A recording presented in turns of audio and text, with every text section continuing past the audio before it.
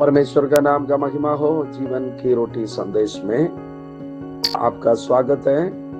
मत्ती 12 अध्याय का 34-35 पद। हे सांप के बच्चों, तुम बुरे होकर कैसे अच्छी बातें कर सकते हो, क्योंकि जो मन में भरा है वही मुंह पर आता है। भला मनुष्य मन के भले भंडार से भली बातें निकालता है, और बुरा मनुष्य बुरे भंडार से बुरी बातें निकालता है। यीशु मसीह बातें कर रहे हैं जी। इसका 33 पद में वो कहते हैं, यदि पेड़ को अच्छा कहो तो उसके फल को भी अच्छा कहो। सही में आम का पेड़ से आम निकलता है। हमको याद है, हमारा अगल बगल में जो आम का पेड़ था, कुछ आम का पेड़ में से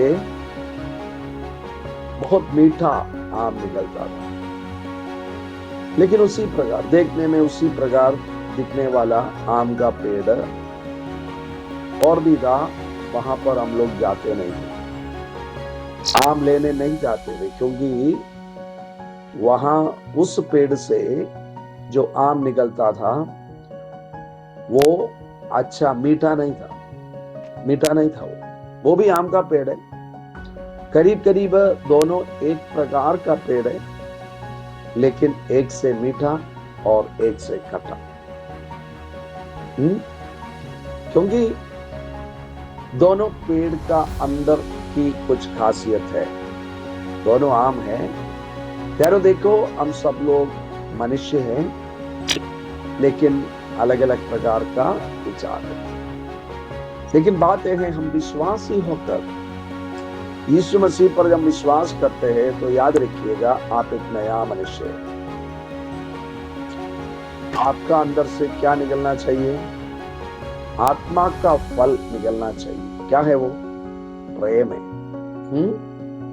जब आपके अंदर प्रेम भरा हुआ है, आपके अंदर से दुश्मनी नहीं निकलेगा, दुश्मनी की बातें नहीं निकलेगा, आपके अंदर से गुस्सा की बातें नहीं निकलेगा, आपके अंदर से झूठ की बातें नहीं निकलेगा, और जलन की बातें नहीं निकलेगा, झगड़ा की बातें नहीं निकलेगा।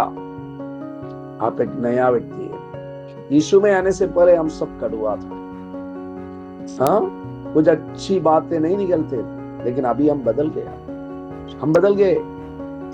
अगर हमारे अंदर से बार बार इस प्रकार की बातें निकलते हैं, जो झगड़ा, लड़ाई और बुराई, तो प्यारो, हमको परखना है क्या हम में यीशु का स्वभाव है। देखिए, अच्छा पेड़ में से भी कभी कभी ऐसा फल निकलते हैं जो अच्छा नहीं है। 100 में से 3, 4, 5 है ना। हम विश्वासी होकर भी कभी कभी हमारे अंदर से कुछ गलत शब्द निकलते हैं, कुछ बुरी बातें निकलते हैं। निकलना नहीं चाहिए, लेकिन अगर निकलेगा तो क्या करना चाहिए? उसमें बना रहना चाहिए है। एक आम का पेड़ से हमेशा खट्टा फल ही निकलता रहेगा, कौन उसका पास आएगा? तो किसको उससे फायदा है? किसी को फायदा नहीं। जी हाँ, उसी प्रकार आपको मुझको परमेश्वर ने अपना वाटिका में लगाया है। अच्छा फल, मीठा फल, दूसरों को फायदा देने वाला फल निकलने के लिए। गलाती 5 अध्याय में हम पढ़ते हैं 22 पद से, प्रेम, आनंद, शांति, कृपा, है ना, वो फल ये हमसे निकलना है। कब निकलेगा? कब निकलेगा? इधर हमने पढ़ा है, जो मन में भरा है वही मुंह पर आता है। तो आपका मन को भरना है ना, आपका मन को भरना। देखिए, अभी हमने हमारा पूर्णिया के कैंपस में गया तो हमने देखा छोटा छोटा पेड़ में इतना फल क्या है, और दूसरा आम का पेड़ है, वो तो 5 साल के बाद फलता है। लेकिन ये है, दूसरा साल में इतना फल आ गया। ये बड किया हुआ आम है, मतलब दूसरा वैरायटी से इसको मिलाया गया तो दूसरा का अच्छा गुण इसमें आया, जो चाहने वाला गुण इसमें आया। देखिए हम भी उसी प्रकार था, जंगली पौधा के समान हम थे, प्रभु का वचन कहता है। जंगल में रहने वाला ओलिव ट्री के समान हम थे, ओलिव का पेड़। लेकिन परमेश्वर ने हमको क्या किया? परमेश्वर से हमको जोड़ा।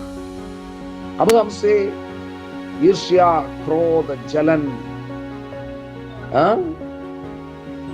और गंदी बातें, ये सब वो फल हमसे नहीं निकलेगा। हमारा मन को हम भर लिया। याद रखिए प्यारो, आप विश्वासी हो गए, अच्छी बात है, प्रभु पर विश्वास करते हैं, अच्छी बात है। अगर नहीं करते हैं तो आपका जीवन का बदलाव वहां पर शुरू होता है जब प्रभु यीशु आपका जीवन में आते हैं। जी हाँ,